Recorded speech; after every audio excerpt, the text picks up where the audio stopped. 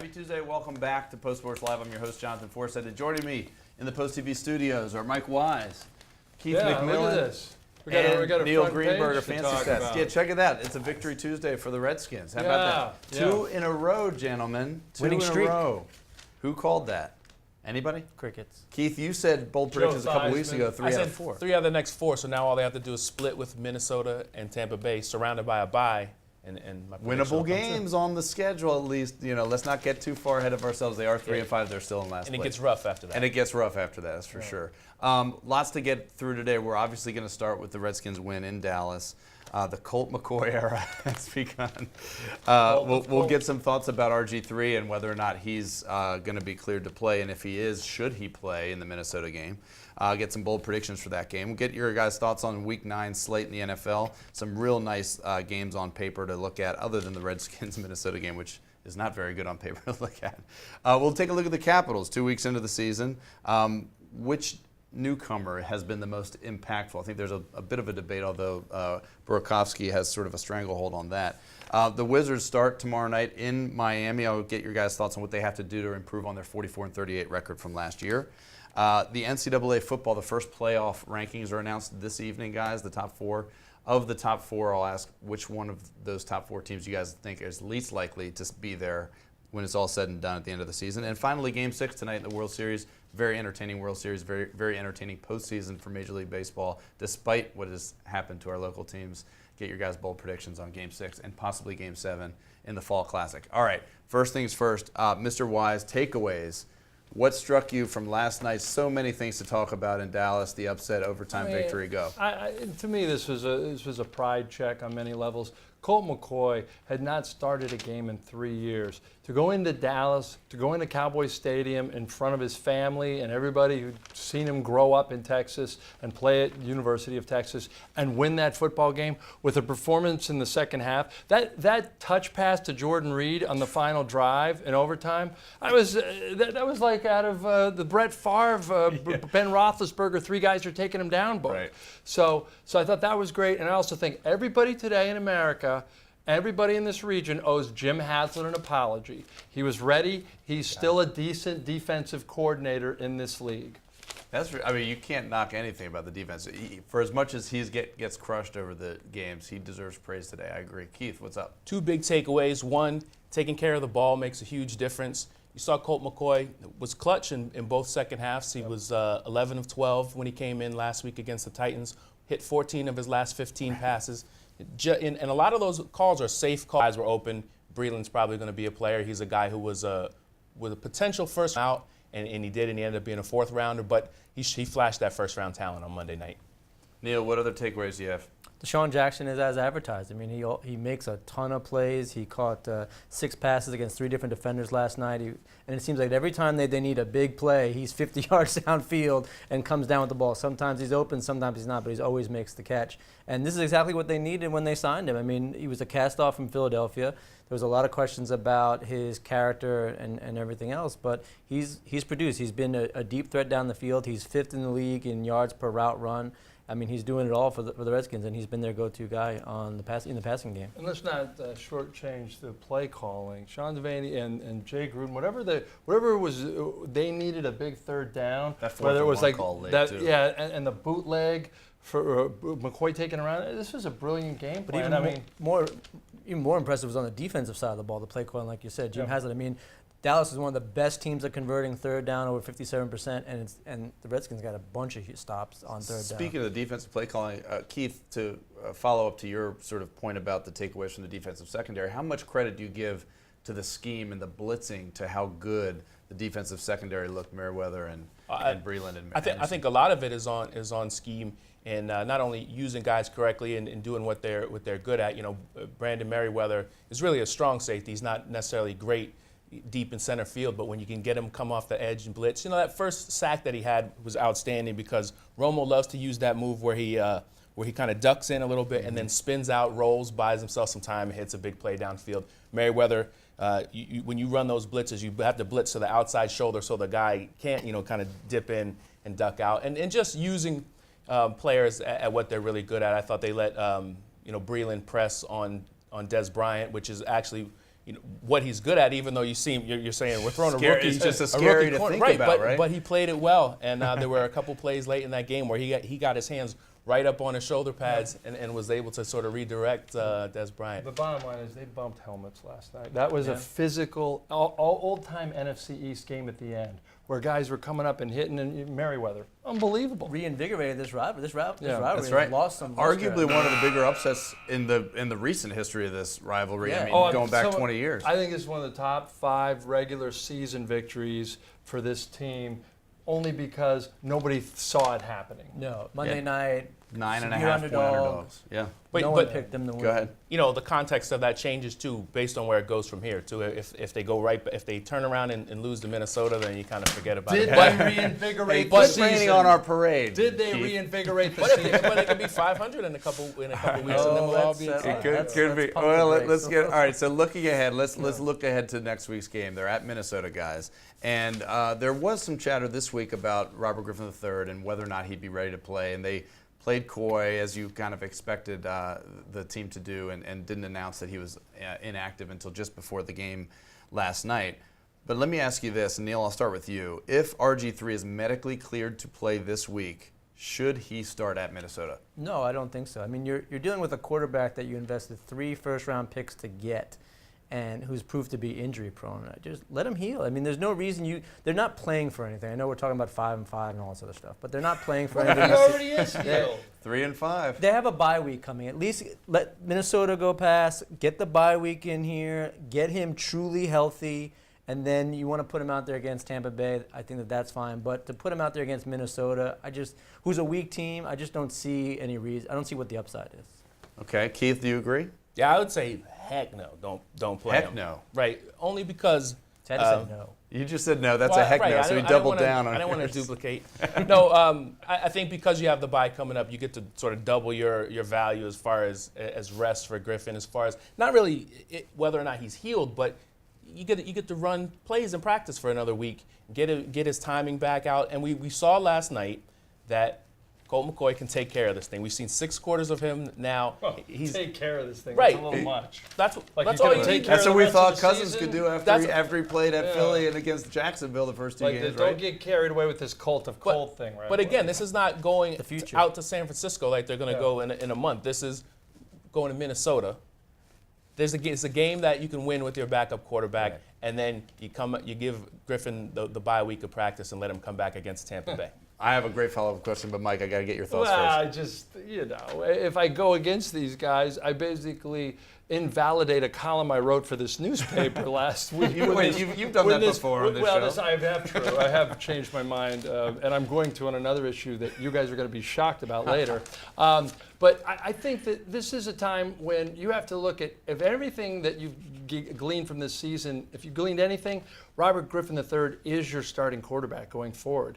And so unless Colt McCoy turns into a world beater the next few weeks, I think it's a no-brainer, as Neil and Keith said. You have to sit him.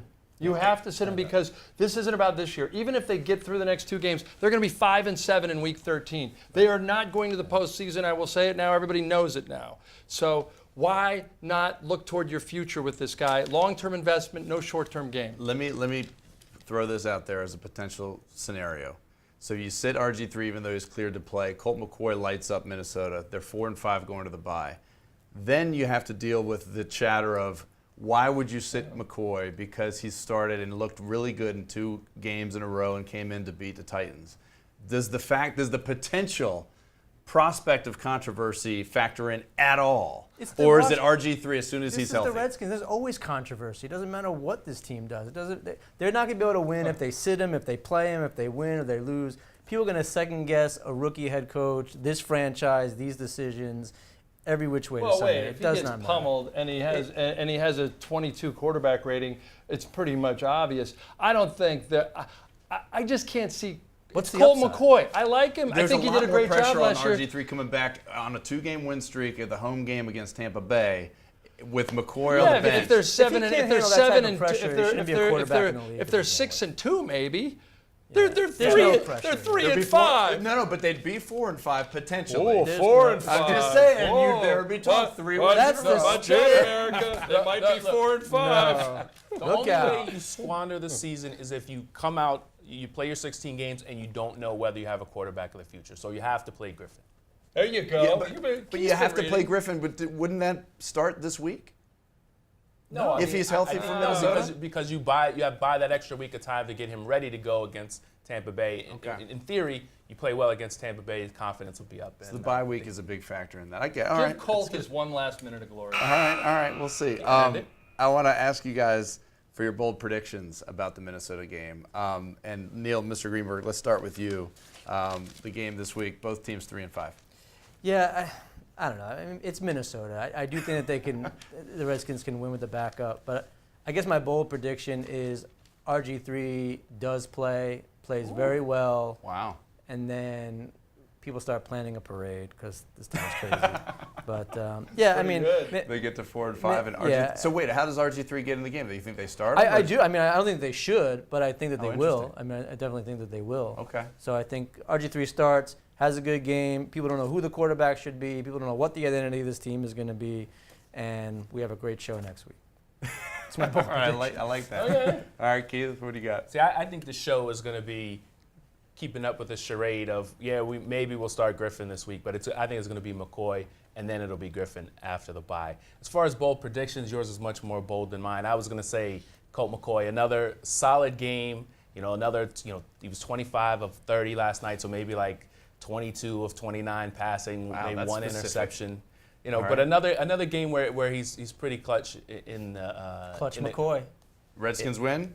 Yes, I think they win at Minnesota. Yeah. Who does Minnesota have to worry you? Cordell Patterson? That's probably it. Yeah, Bridgewater. but it's just like how the Redskins won in Dallas. You just never know. Hey, Oh, are the well, Well, Redskins? that's different. That's true. But You that know- rivalry is different. I mean, you can throw everything else out. No, I it's- think you're right. The NFL, you just you can't. I could easily see the Redskins going up there and losing by 2 touchdowns after this riding this high on a short week. I Mike, don't give me know. your bold Way prediction. to be I pessimistic. just That's say- not my bold prediction. I'm just saying. I know it's a sportsy sport. It's not sportsy sports like you guys really want to talk, but I do feel like this will be the largest physical presence of Native Americans protesting against the name. So we could say that the game was great and the gym burned down around it. So I think this is going to be, I don't know how significant it's going to be. I know there's going to be a lot of people there. And if Chris Cooley, Mark Mosley want to meet one offended Native American because they say they haven't met one yet, you'll probably meet a couple thousand. The good news is, and I'm breaking this on the show, I've changed my name on the whole name issue. Dan Snyder recently created the Caucasian American Foundation for my son, and he didn't buy me off. Hail to the racial slurs. Hail. Okay. Yeah, you just took us off the rails. This is the Sporty Sports Show. Remember, you said it first. Exactly. And you know weird what? term. And you know what? When Stat Guy takes the issue seriously, All right. I'll take him seriously. All right. Here, wow. Well, that's the gauntlet being thrown. Yeah. I'll bring So it back to the percentage bold of prediction. people that are outraged. I'm gonna is that what I'm say- doing? 2 touchdowns for Jordan Reed. He gets in the end zone twice, regardless of who the quarterback is. You're riding that, Jordan. I think I might have said that a couple weeks ago. All right. That was uncomfortable, wasn't Let's it? move on. That's all right. That's what the show's all about. We Every can roll time with you're it. next to us, Mike, we're uncomfortable. Mike. Good.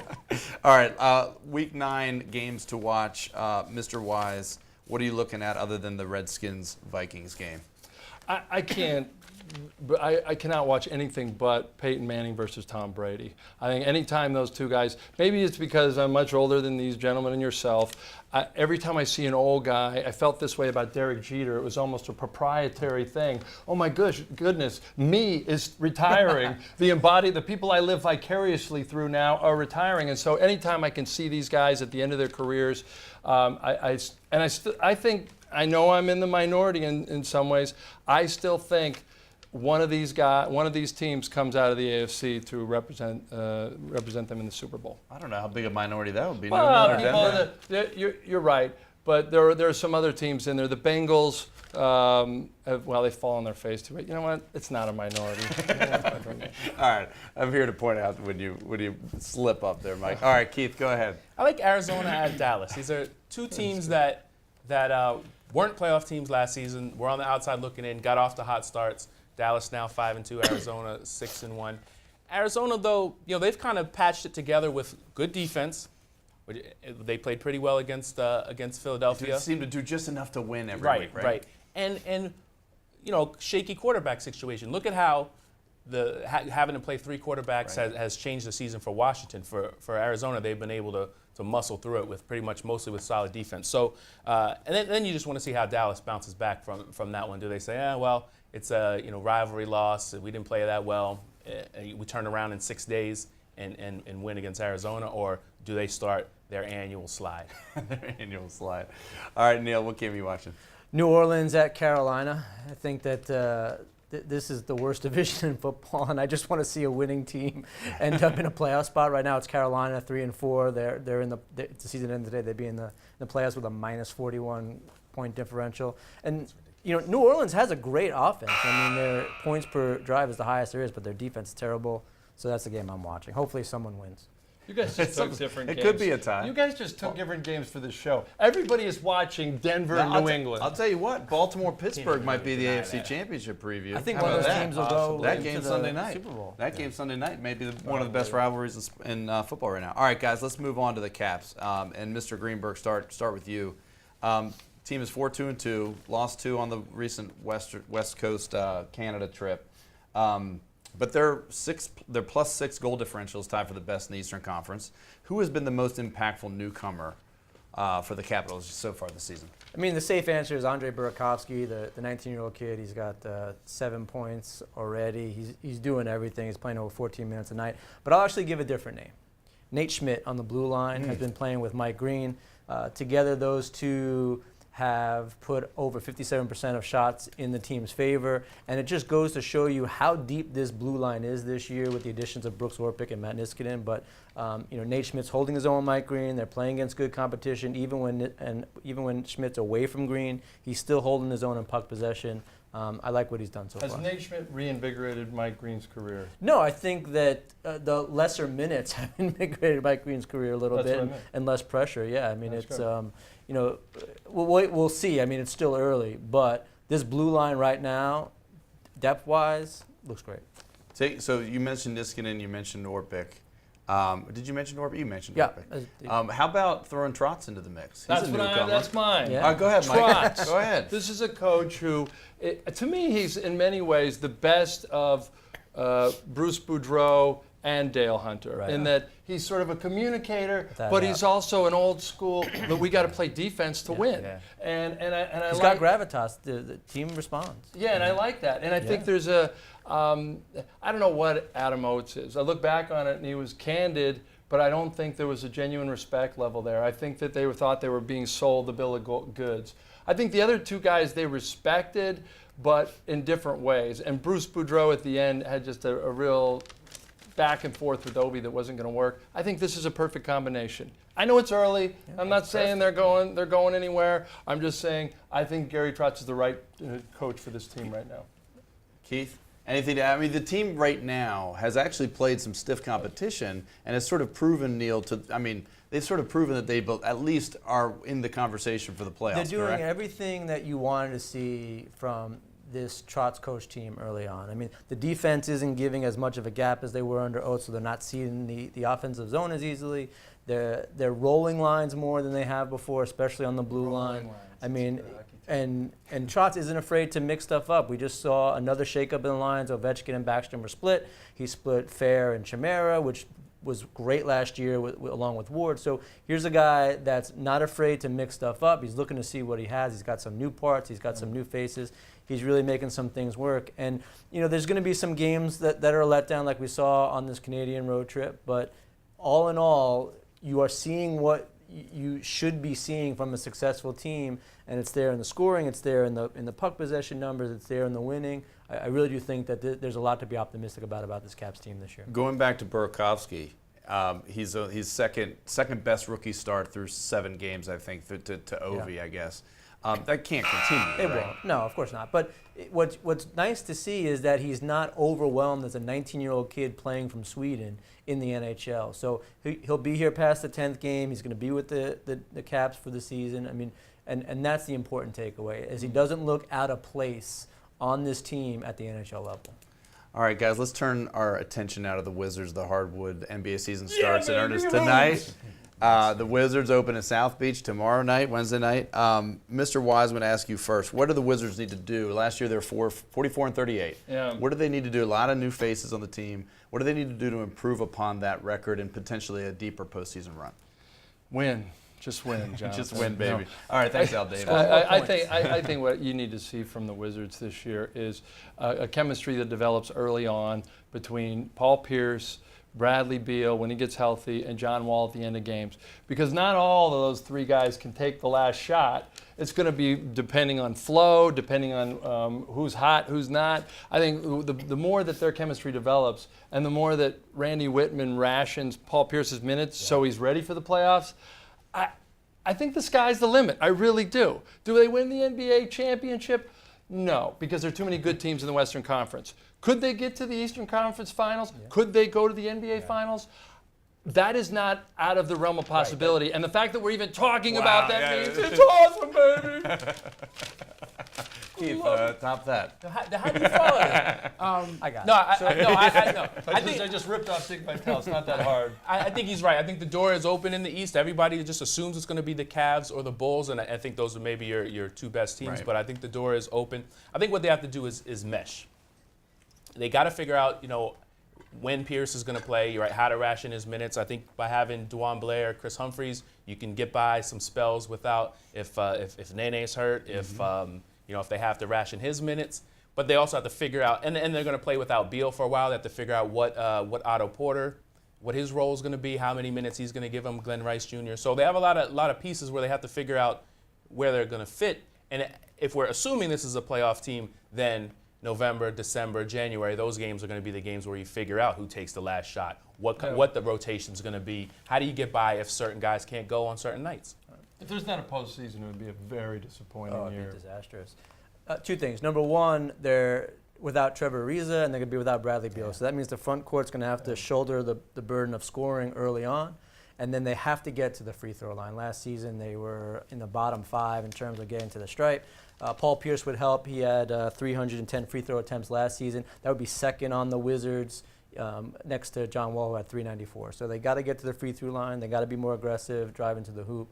And the front court is going to have to take a bulk of that, as I said, because they got some injuries. But, throughout all the success that we talked about, the one name that keeps coming up is Paul Pierce. I mean, I really do think that he is going to be vital to this team's chances going forward.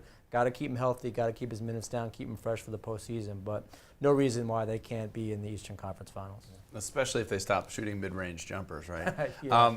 Quick follow-up question, guys. Yes or no, team wins 50 or more this year? Neil? I think they got a legitimate chance. We were talking about this yesterday. I mean, with the improvements and everything, even with the Beal injury, I think they come pretty close. 48, 49, flirt with 50. So you're just under. Yeah, I would say just under 2. That's exactly where I would have been. 48, all right, 50. Mike? 5-2.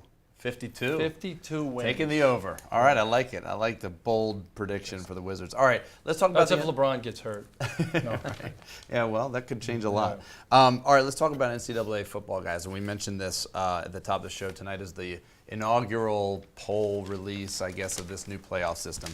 And the top 4 teams in both polls right now, Mississippi State and Florida State undefeated. Those are the obvious ones.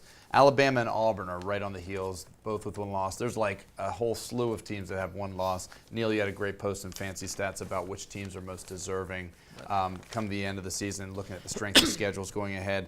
Which one of those 4 teams, if we had to just look at those, Mississippi State, Florida State, Alabama, and Auburn, which one of those 4 is least likely to be in the bracket at the end of the season? Well, who do I want in there, or who do Well, give me both. I can't stand Nick Saban. I've never liked him as a person or human being. He's a wonderful football coach. I don't know if I'd send my son there, but I like Oregon. I like Marcus Mariota. I like the whole. So you're answering the question of somebody else that's outside of the top 4, but that's all right. Right, but I'm saying I would put him in front you of like Bama. Oregon getting in there. Yeah.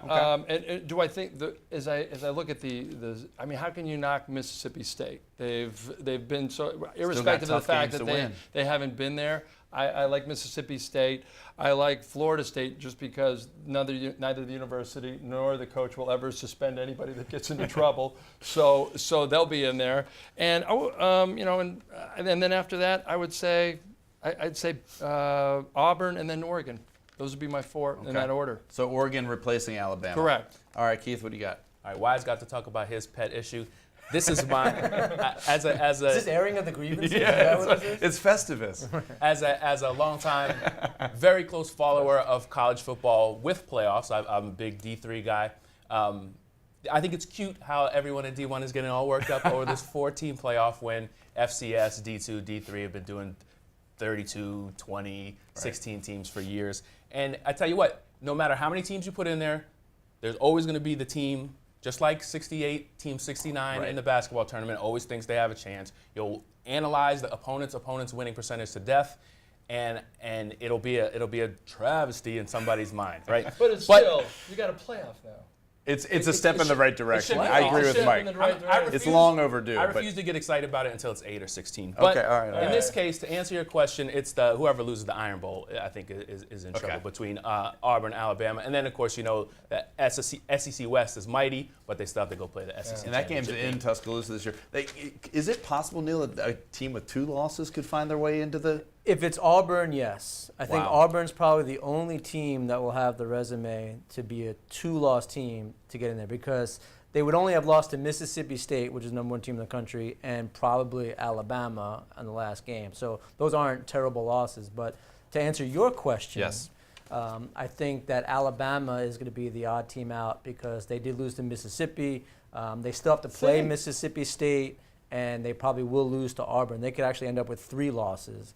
So You see them losing to Auburn at home. I like Auburn a lot. I think Auburn's done a lot, and I think they're a scary team. So I think Alabama's. If 3 SEC teams Yeah. were among the Final Four. Well, I don't necessarily think that. I don't think they're going to be around the Final Four. But to answer your question, Right. of the top 4, Alabama's the odd man out. I do think Who takes their place, would you say? Oregon. I like Oregon, Florida That's what I'm talking State, about, Mississippi baby. State. And it would not surprise me to see Notre Dame or Michigan State, only to State. give it the first playoff a little bit of balance. But it should be probably 3 SEC teams and Florida State, if we're going by resume. It can't be Michigan State, though. They're going to lose to Maryland in College Park.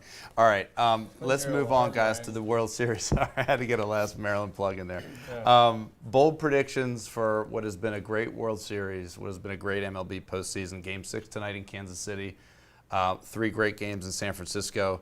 Mr. Wise, give me a bold prediction for the remainder of this series. It can be one game, it can be both games, whatever you think.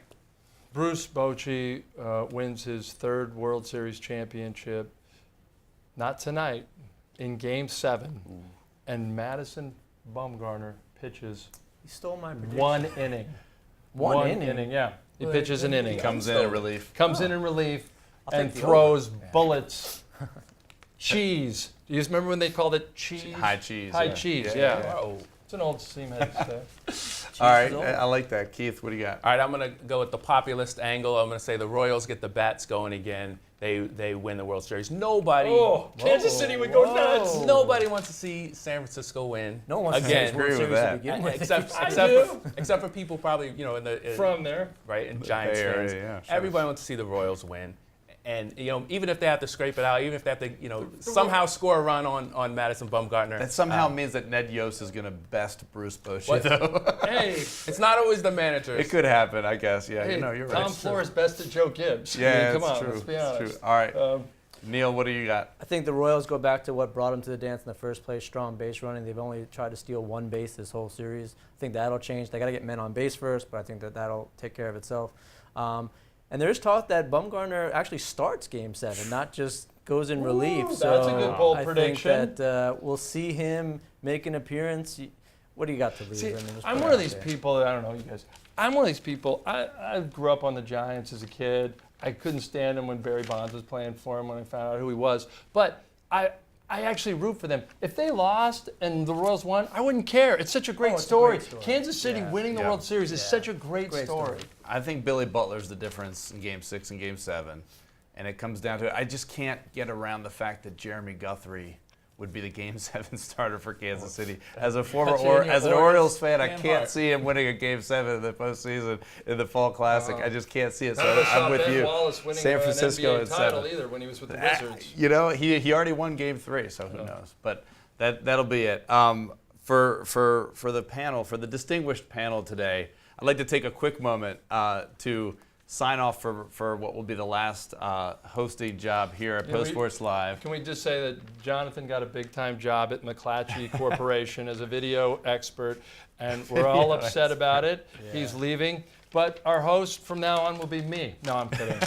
You're just vaulting yourself We're just into gonna the have position. an empty chair. Just Well, clearly, yeah, you guys we'll should have an sit empty there. chair for a but while. congratulations. Thank you. I know you want to say a couple more Thank you very- things. Yeah, but I just wanted to take a congratulations. quick minute. The hosting duties from here on out will be capably handled by Gene Wong, who everybody knows because they Love read his Gene. bylines all the time, and he's the Swiss Army knife of the sports department. He does a little bit of everything, covers everything. So he'll be great. He'll be in great hands. Just wanted to take a quick moment to thank all the viewers, a lot of the folks behind the scenes who make this show possible for the last 5-6 years. That would be Jane Ornstein as the crack producer on the show, Megan Sims, Kyle Barson, Randy Smith, Kellen Song from the sports department. Matt Vita, of course, the show wouldn't exist if it weren't for the support from the sports department. And I just wanted to also mention a couple other former folks who have been involved through the years. Mitch Rubin, Dan Steinberg, one of my closest colleagues, probably been on the most number of these shows, out today because he was working he's late duty last night. He bailed out of it. Thanks for nothing, Dan. you got me though. And Some sign off. You got me though. Thanks to Dan. we have a distinguished panel nonetheless. In fact, it could be better. And I actually wanted to just mention the last person is LeVar. You know, LeVar for all those years being a great colleague on the show. So thank you to everybody. He was overpaid. No. Doing great things and at the NFL Network now. So for that, I'll sign off Post Sports Live for the final time. We'll be right back here next Tuesday, same place, same time, with a new host. You guys will. I'll be watching from afar, wishing you guys the best. Thanks for everything. You're not tearing up, are you? No, I'm not. I'm just sort of chatting. You wanted out of here. You wanted out of here. I love we had a Festivus reference today. We did that. Thank you for joining us on Post Sports Live.